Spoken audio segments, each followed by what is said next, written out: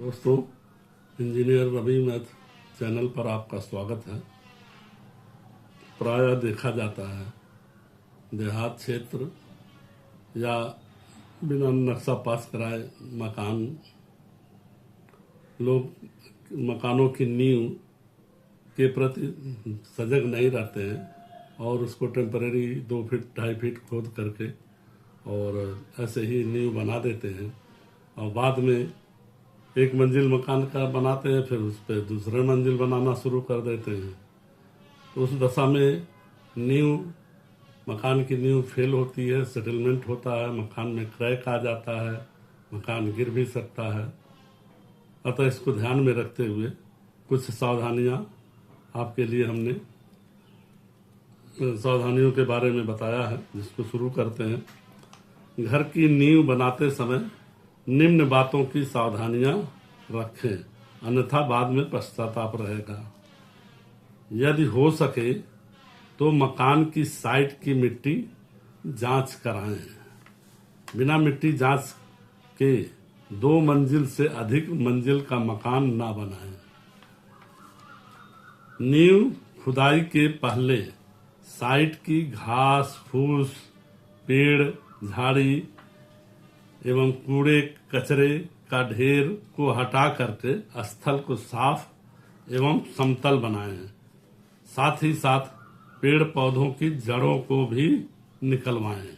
ये बहुत जरूरी है, नहीं तो ये बाद में ये सारे कचरे वहां सड़ करके वहां सेटलमेंट बन सकता है।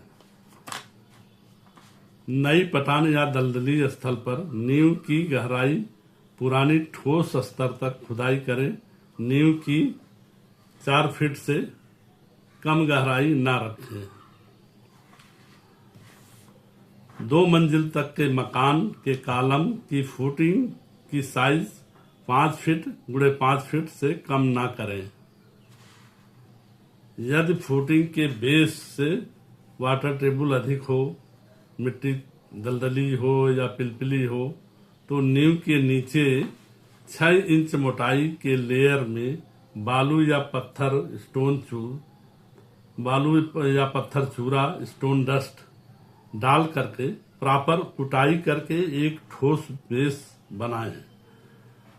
बेस में ईंट गिट्टी का प्रयोग ना करें, क्योंकि ईंट गिट्टी की क्रशिंग स्ट्रेंथ कम होती है, वो क्रश करके सेटलमेंट का कारण बन सकती है। नंबर 6, कॉलम की फुटिंग के लिए 6 इंच मोटाई में 1-3-6 सीमेंट, मोटा बालू, पत्थर गिट्टी से कंक्रीट का बेस बनाएं। पत्थर गिट्टी की जगह ईंट गिट्टी का प्रयोग बिल्कुल ना करें। कॉलम का सरिया 6 नग 12 mm मोटाई से कम ना करें। बेस में कॉलम की सरिया 1 फीट तक यल मोड़ कर खड़ा करें। रिंग का सरिया 8 mm से कम ना करें। कॉलम की साइज 230 यानी 9 इंच और 12 इंच से कम ना करें। 230 × 300 mm यानी 9 इंच × 12 इंच से कम ना करें। कॉलम से कॉलम की बीच की दूरी 4 मीटर से अधिक ना रखें। फुटिंग, कॉलम एवं प्लिंथ बीम की ढलाई 1-1.5-3 सीमेंट, मोरंग एवं पत्थर गिट्टी से करें। गिट्टी की साइज 10 mm से 20 mm तक समान रूप से मिक्स होनी चाहिए। चित्र में दिए गए कॉलम, फुटिंग, प्लिंथ बीम बादल शटरिंग को मजबूत स्टील का बनाएं, जिससे वाइब्रेटर चलाते समय शटरिंग डिस्टर्ब नहीं होनी चाहिए। यहाँ फिगर हमने कुछ दिया है। यहाँ पर आपका फाउंडेशन है, इसके नीचे स्टोन डस्ट और बालू का बेस 6 इंची का दिया गया है। 6 इंच आपका 1-3-6 का कंक्रीट दिया गया है, जो सीमेंट, मोरंग और गिट्टी का।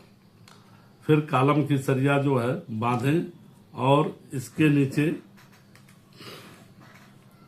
कवर ब्लॉक भी लगाएं, जगह जगह कवर ब्लॉक लगाएं, जिससे सरिया और सरिया के नीचे कंक्रीट पहुंच जाए, सरिया नंगी ना रहे। और साथ ही साथ कॉलम में भी कवर ब्लॉक लगाएं, जिससे सरिया नंगी ना दिखे। इसी तरह प्लिंथ बीम में भी जगह जगह कवर लगाएं और ये कवर की मोटाई जो है 25 mm रखें, 25 से 1 इंच से कम ना करें। कवर की मोटाई 1 इंच रखें।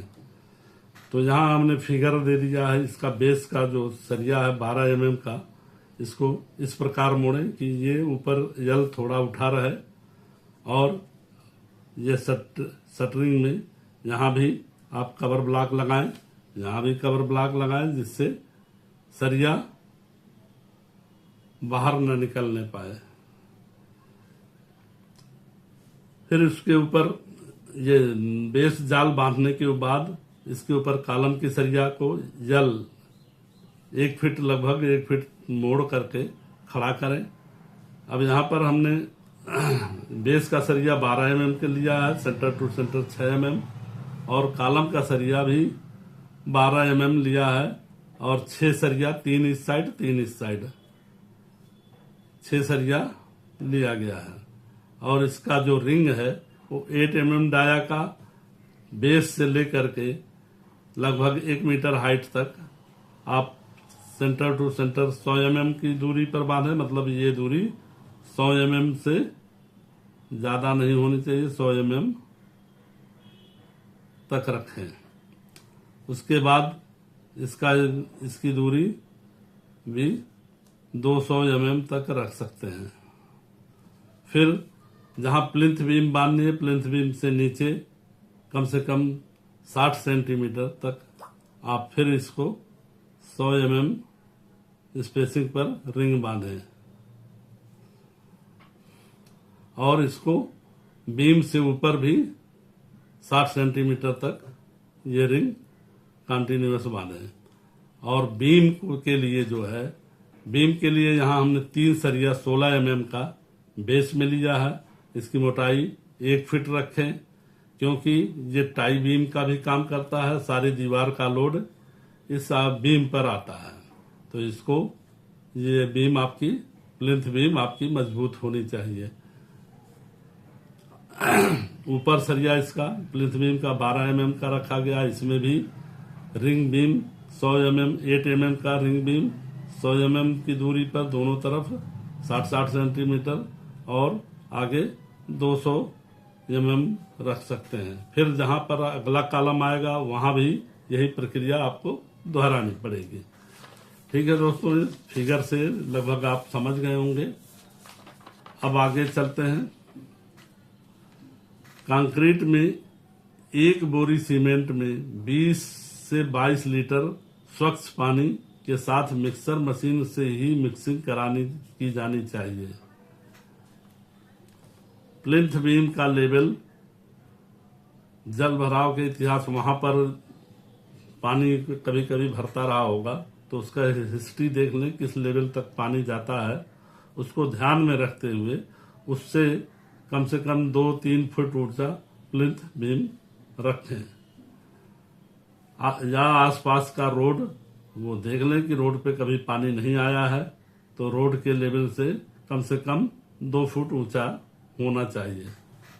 क्योंकि अगर ये प्लिंथ बीम नीचे हो जाती है तो अगल बगल पटाव होकर के रोड ऊंचा हो जाता है, फिर आपका घर नीचे चला जाता है, फिर आपको हमेशा पश्चाताप रहेगा, या घर उठाने के लिए आपको बहुत लंबा खर्च करना पड़ेगा। सभी कंक्रीट की तराई स्वच्छ पानी से 10 दिन तक अवश्य कराएं। किसी अन्य परिस्थिति के लिए इंजीनियर या होशियार मिस्त्री से भी राय लें। मकान का सारा भार लोड नींव पर रहता है। नींव को मजबूत बनाएं, जिससे कॉलम दीवार में कोई सेटलमेंट या दरार न आने पाए, और आप बिना डर के सदैव मुस्कुराएं। धन्यवाद दोस्तों।